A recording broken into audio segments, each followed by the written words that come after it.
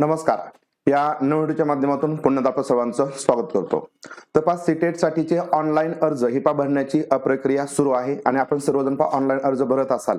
परंतु ऑनलाईन अर्ज भरत असताना सगळ्यात मोठा जो प्रश्न पडतो तो म्हणजे महिलांच्या बाबतीमध्ये की अर्ज नेमका कशा पद्धतीने भरायचा, कोणत्या नावाने भरायचा.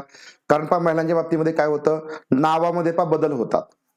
तसेच या ठिकाणी बरेच जेंट्स लोक आहेत, त्यांच्या सुद्धा मनामध्ये एक डाऊट असतो की आमचं 10वीच्या सर्टिफिकेटवरती असं नाव आहे, तर मग आम्ही कसं नाव भरायचं. तर काय याबद्दलचाच जो काय तुमचा संपूर्ण डाऊट आहे तो या व्हिडिओमध्ये क्लिअर होईल. छोटासा व्हिडिओ असेल परंतु व्हिडिओ शेवटपर्यंत बघा, व्यवस्थित बघा, सगळा डाऊट या ठिकाणी तुमचा अगदी व्यवस्थित क्लिअर होईल. ठीक आहे.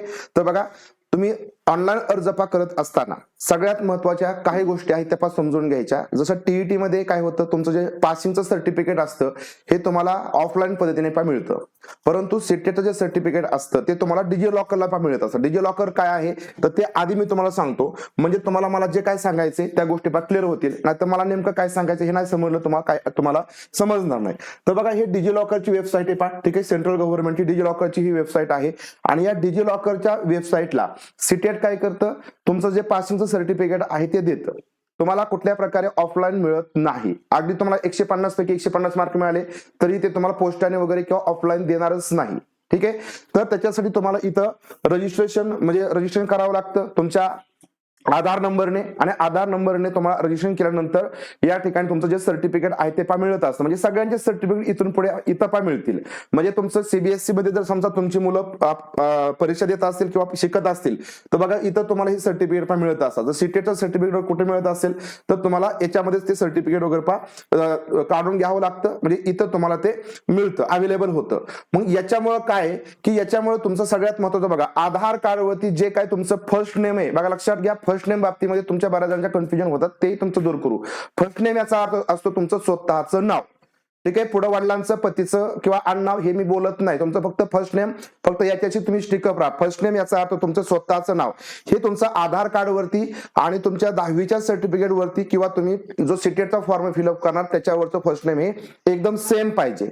म्हणजे त्याच्यात एकही स्पेलिंग मिस्टेक नको. एचा किंवा ठिकाणी डबल आयचा ई होईल असं काही करायचं नाही. फर्स्ट नेम तुमचं एकदम ऍक्युरेट पाहिजे. म्हणजे तुमचं बाकी तुमचं 10वी वगैरे सोडून द्या, तुमचं आधार कार्डवरचं पहिलं नाव, बाकीचं वडिलांचं वगैरे काय असेल, पतीचं असेल, त्याचं काही घेणं देणं नाही.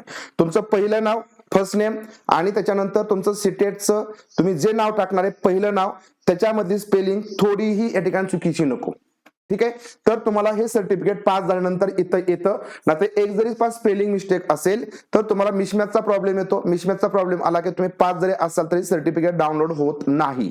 ठीक आहे. त्यामुळे मग अडचणी येतात. म्हणून या ठिकाणी हा सगळं या ठिकाणी तुम्हाला मला सांगायचा उद्देश आहे. तर काय सांगायचंय ते आता समजून घ्या. ठीक आहे. महिला असतील, जेंट्स असतील, त्यांनी या गोष्टी बारकाईने बघा. ठीक आहे. मला काय सांगायचंय ते इथं तुम्हाला मी थोडक्यात सांगतो. बघा, 10वीचं सर्टिफिकेट असेल, 10वीच्या सर्टिफिकेट तुमचं जे नाव असतं ते सगळ्यांचंच असतं. म्हणजे तुमचं, माझं, सगळ्यांचंच असतं. पहिलं सरनेम असतं. आता इथं लक्षात ठेवायचं, तुमचं जे सरनेम आहे त्यालाच आपण मराठीमध्ये काय म्हणतो, आडनाव म्हणतो. तर हे आडनाव पहिल्यांदा असतं. आडनाव पहिल्यांदा असलं म्हणजे ते तुमचं पहिलं नाव होत नसतं, तर त्याला आपण शेवटचं नाव म्हणतो, त्याला आडनाव म्हणतो, त्याला सरनेम म्हणतो.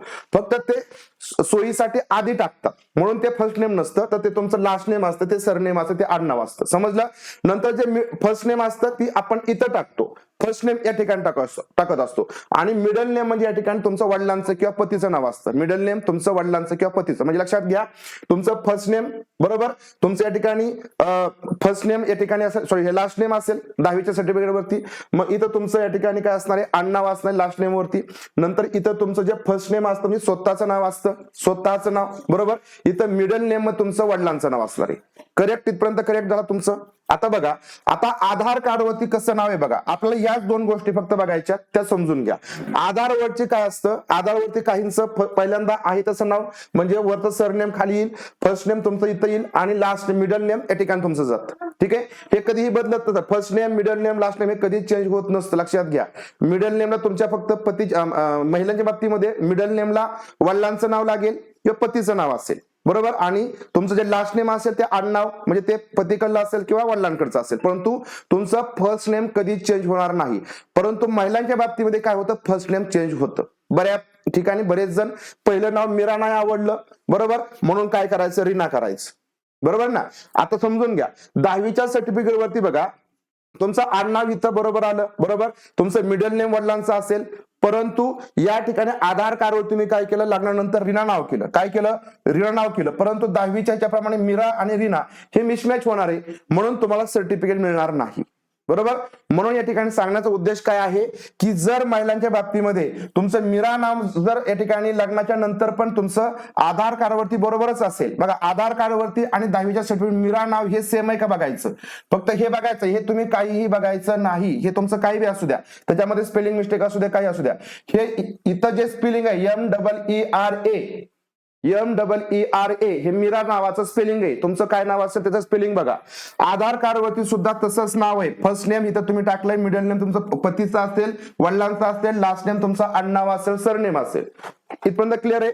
तर बघा जे तुमचं मीरा नाव आहे, तर हे जर स्पेलिंग तुमची करेक्ट असेल तर तुम्ही काय करायचं, हे मीरा नाव घ्यायचं, टाकायचं आणि 10वीच्या ह्याच्याप्रमाणे तुमचं मीरा नाव आधी टाका, बरोबर. नंतर तुमचं मिडल नेम म्हणजे वडिलांचं येईल आणि शेवटी तुमचं सरनेम येईल.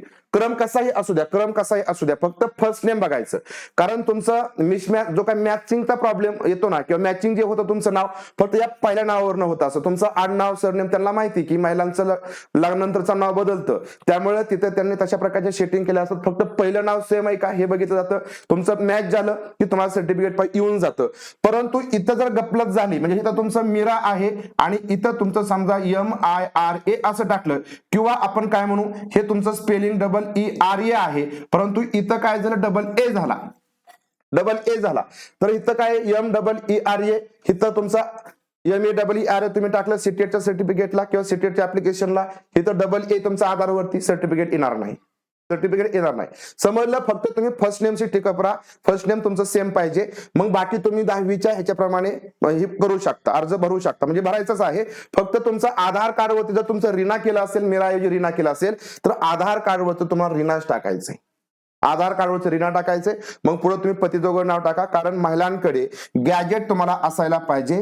कारण तुम्ही ज्यावेळेस फॉर्म भरणार, ज्यावेळेस तुम्हाला सर्टिफिकेट येईल त्यावेळेस तुमचं सर्टिफिकेट येईल. कारण ह्या नावाने तुम्ही आधार कार्डानुसार भरलंय म्हणून ते सर्टिफिकेट येईल.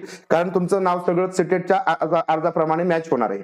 परंतु ज्यावेळेस तुम्हाला नोकरीसाठी वगैरे तुम्हाला कुठे द्यायचं असेल, त्यावेळेस बाबा तीच तुम्ही रीना ही व्यक्ती तुम्ही मीरा आहात का, म्हणजे मीरा हीच रीना आहे का. कारण 10वीच्या सर्टिफिकेट तुमचं मीरा नाव असणार आहे. मग ही व्यक्ती आणि ही व्यक्ती सारखीच आहे का, तर यासाठी तुम्हाला प्रूफ द्यावा लागतो. तो म्हणजे तुमचं गॅजेट असतं किंवा तुमचं काय असेल मॅरेज सर्टिफिकेट असतं. ओके, समजला इथपर्यंत, काय अडचण आहे का. मग आता तुमचं याप्रमाणे जो काय असेल तो बदल असेल त्या बदलाप्रमाणे तुम्ही करा.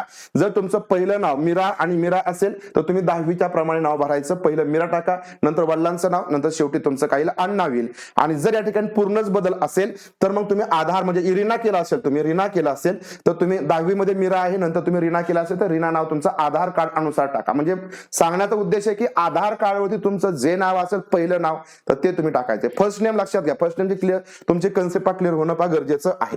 ठीक आहे, बघा अशा प्रकारे या ठिकाणी तुमचा हा प्रॉब्लेम सॉल्व्ह झालेला असेल तर कमेंट करा. ठीक आहे, आणि जर तुम्हाला सीटेटची पण बॅच वगैरे जॉईन करायची असेल, योग्य प्रकारे तुम्हाला गायडन्स घ्यायचा असेल, एकदम छानपैकी सगळं अध्यापन शास्त्र समजून घ्यायचं असेल, तुम्हाला मराठी असेल, हिंदी असेल, बालमानसशास्त्र असेल, गणित असेल, विज्ञान असेल, EVS असेल, SST असेल, म्हणजे समाजशास्त्र, या सगळ्या विषयांचं अध्यापन शास्त्राला भरपूर वेटेज असतं.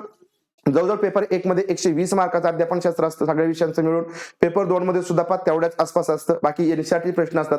या सगळ्या बाबतीमध्ये तुम्हाला योग्य असं मार्गदर्शन घ्यायचं असेल तर तुम्हाला रायझिंग टीचर या ऍप्लिकेशन वरती पण मिळून जाईल. हा युट्यूब चॅनल आहे, याच्यावरती तर मिळेलच, परंतु ऍप्लिकेशन मध्ये पण डिटेलमध्ये मिळेल, ज्याच्यामध्ये तुमचा नक्कीच चांगला स्कोर वाढेल, 100% वाढेल, खात्री देतो. या ठिकाणी 1499 पेपर 1, पेपर 2 आणि पेपर पहिला पेपर दुसरा पाहिजे असेल तर 1099 ला. ठीक आहे, सगळ्यात महत्वाचं आधी तुम्हाला मी काम सांगितलं, नंतर या ठिकाणी या गोष्टी आहेत. आधी ते करा, आधी नावामधला प्रॉब्लेम सॉल्व्ह करा आणि नंतर बघा तुमचा फॉर्म फिलअप करा. नाहीतर तुम्ही अभ्यास कराल, सगळ्या गोष्टी कराल, सर्टिफिकेट तुम्हाला मिळणार नाही.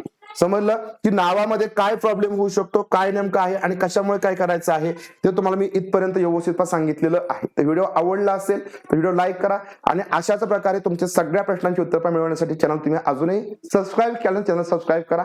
भेटूया आपण पुढील व्हिडिओ मधून. तोपर्यंत सर्वांना धन्यवाद.